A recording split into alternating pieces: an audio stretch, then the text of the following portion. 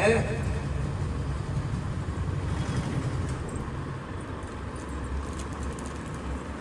इंद्र बाहर आए,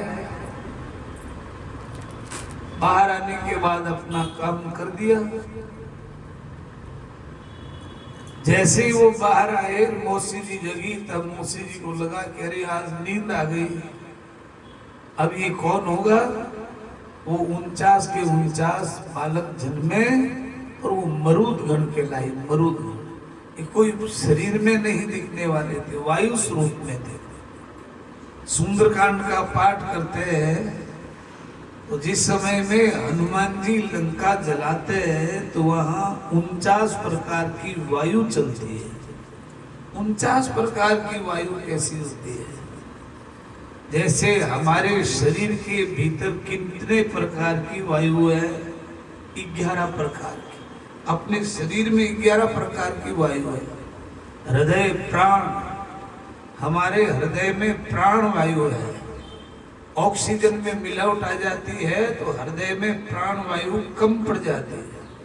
हृदय प्राण गुदे अपान, हमारे मूल भाग से जो हवा होती है वो अपान वायु, दुर्गंध वाली वायु होती है।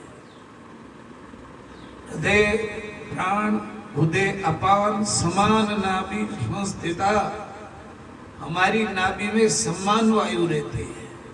जैसे ये टेंट लगाने के लिए बांस लगाया है, इस बांस के ऊपर एक कपड़ा है, ये बांस इधर उधर हिल नहीं रहा है, क्योंकि इस बांस को समान रूप से बांधा गया है। थोड़ा सा ये कहीं एक तरफ झुकाव कर ले तो फिर रुकेगा ही नहीं। ऐसे ही हमारे शरीर में हमारी नाभि है, इस नाभि के पास एक वायु रहती है। वायु हमारे शरीर को समान वायु से खींच के रखता है, बैलेंस में रखता है। कभी कभी हमारा पैर कहीं खड्डे में पड़ गया, अचानक हम गिर गए, जिससे हमारी नाभि की वायु आगे पीछे खिसक गई तो पूरे शरीर में भयंकर वेदना होती है, पीड़ा होती है। बालक माँ के पेट में रहता है, उस माँ के पेट से बाहर निकलता तब बालक का नाल छेदन होता है। ये नाल जुड़ा रहता है हमारी नाभि से। नाभि से नाल जुड़ने का अर्थ है कि इस नाभि के द्वारा हमारा जीवन का यापन होता है। समान नाभि संस्थिता उडान कंठ देशस्थो, हमारे कंठ के अंदर उदान वायु रहती है। जैसे डकार आते हैं, डकार, ये उदान वायु है। समान नाभि संस्थिता उदान कंठ देशस्थो समान सर्व शरीर अधार, शरीर के रोम रोम में ये वायु रहती है। तो अपने शरीर में 11 प्रकार की वायु रहती है।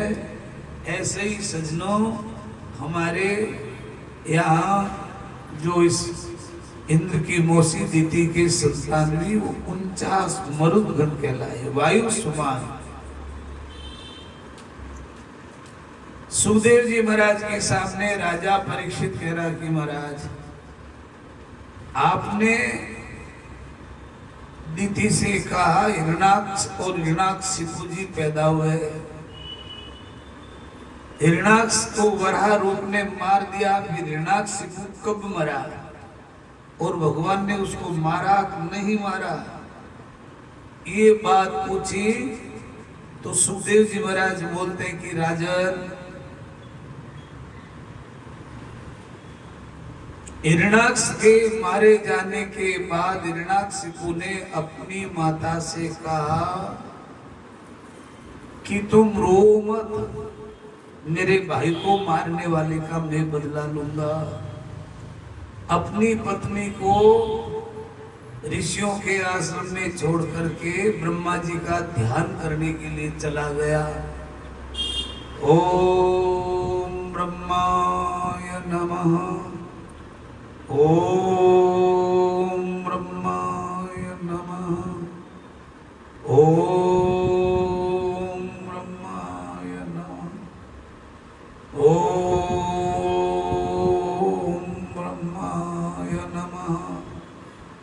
ऐसे वो ध्यान कर रहा था। इधर वो माँ के पेट के अंदर पड़ा हुआ बालक संतों का, ऋषियों का ज्ञान सुन रहा था।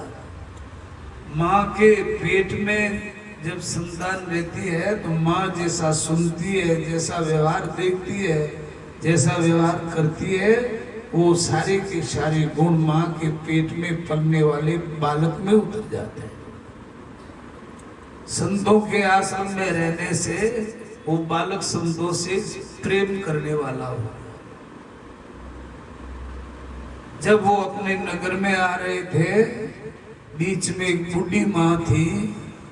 वो माँ अग्नि के चारों तरफ चक्कर लगा करके रो रही थी। कयादू के बेटे प्रहलाद ने पूछा, माँ तुम क्यों रोती हो? माँ रोती रोती बोलती, बेटा इन मटकों को पकाने में, इन बर्तनों को पकाने में मैंने आग लगा दी है।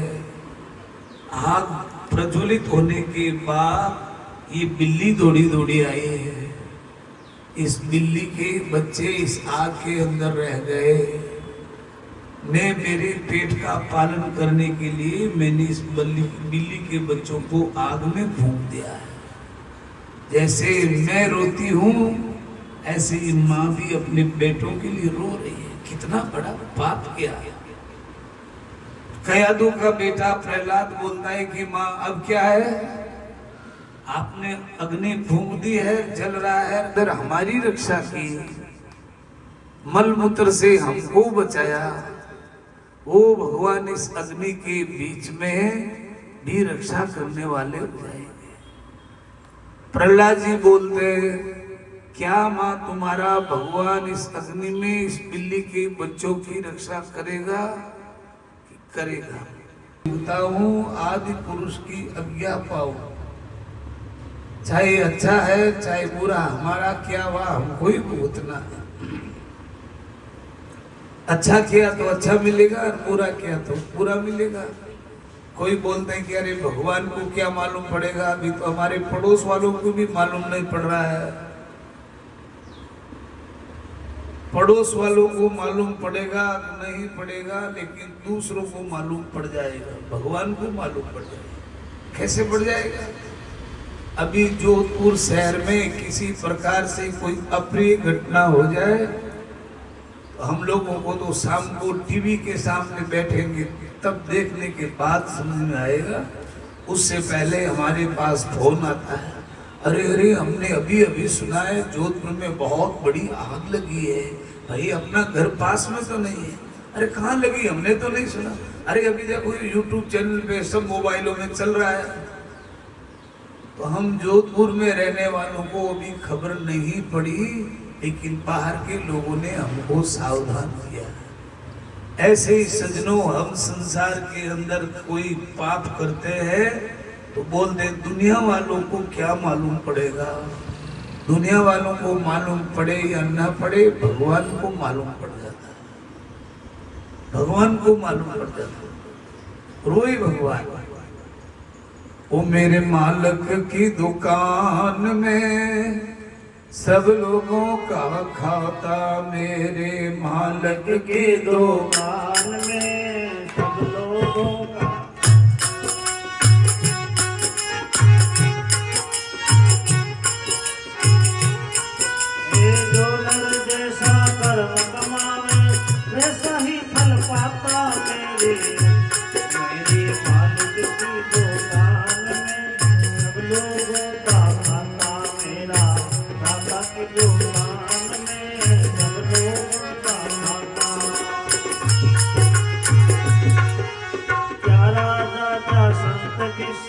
क्या राजा क्या रानी, क्या साधु क्या संत दृष्टि, क्या राजा क्या रानी। प्रभु की पुस्तक में लिखी भाई सबकी कर्म कहानी। प्रभु की पुस्तक में लिखी भाई सबकी कर्म कहानी। सभी के रोजना और सभी के रोजमा खर्च के सही हिसाब लगाता, मेरे मालिक की दुकान में सब लोगों का खाता, मेरे नाना की दुकान में सब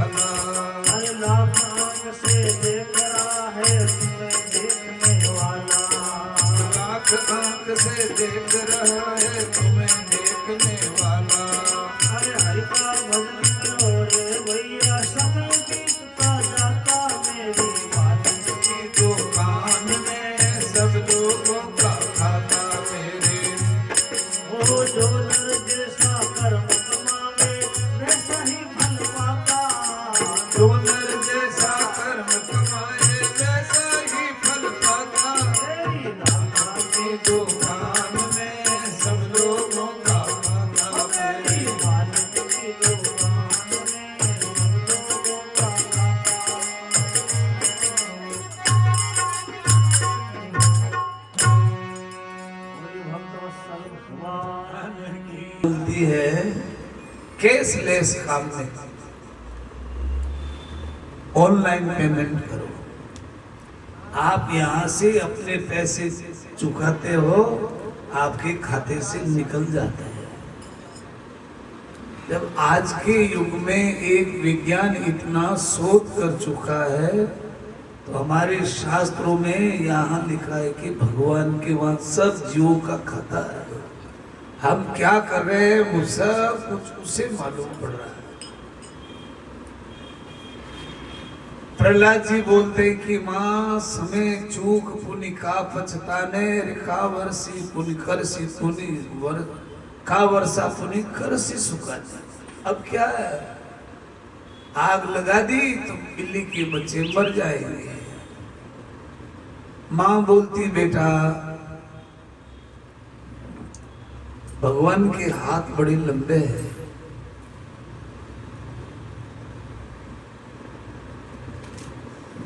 प्रहलाद बोलते माँ जब तुम अपने इन बर्तनों को खोलो तो मुझे बुलाना। 4-5 दिन हुए, अग्नि शांत हुई, बर्तन पकाने का वो अग्नि ठंड हुई। माँ ने उस बालक को बुलाया और जब वो माँ अपने बर्तन निकालने लगी तो बर्तनों में से बिल्ली के छोटे छोटे बच्चों का ची ची की आवाज है। माँ बोलती अरे आओ आओ प्रहलाद देखो देखो, भगवान ने यहाँ किस प्रकार से अग्नि के भीतर में इनकी रक्षा की है। सज्जनों, जब बिल्ली के बच्चे बिल्ली मुंह में पकड़ के बाहर लाई, प्रहलाद जी को बड़ा अचंभा हुआ। अरे इतनी अग्नि के भीतर कुछ भी नहीं बचता, मिट्टी के बर्तन तक पक गए। यहाँ परमात्मा ने इन बच्चों को बचाया है। इसका अर्थ है कि राम जी के हाथ बहुत लंबे हैं। फिर मैं कौन सी पंचायती में पढ़ूं? प्रहलाद जी ने उसी दिन से भगवान को पकड़ लिया। इधर से प्रहलाद के पिता साधना करते करते उनके शरीर के ऊपर दीमक जम गई, रेत हो गई। पता ही नहीं रहा कि यहाँ कोई अंदर साधना करने वाला है। लेकिन उसकी साधना से ब्रह्मा जी राजी हुए। ब्रह्मा जी प्रकट हो गए तो ओम ब्रह्माय नमः, इधर दौड़े उधर दौड़े तो कोई साधक नहीं दिखा। ब्रह्मा जी ने अपने जल को हाथ में लिया और जहां से आवाज आ रही थी वहां उस जल को छिड़का। वो ब्रह्मा जी का ऐसा महान भक्त देदीप्यमान हिरण्याक्ष जी प्रकट हुए। हिरण्याक्ष जी प्रकट हुए तो बोले कि आप कौन हो? कि मैं ब्रह्मा हूं। अरे ब्रह्मा जी आप राजी हो गए? कि हाँ हो गया। आपने इतना कठोर साधन किया है, क्या चाहते हो? हिरण्याक्ष बोलता है कि महाराज हम 2 भाई थे, दोनों साथ में जन्मे थे। मेरे एक भाई हिरण्याक्ष जिसको वराह ने मार दिया है,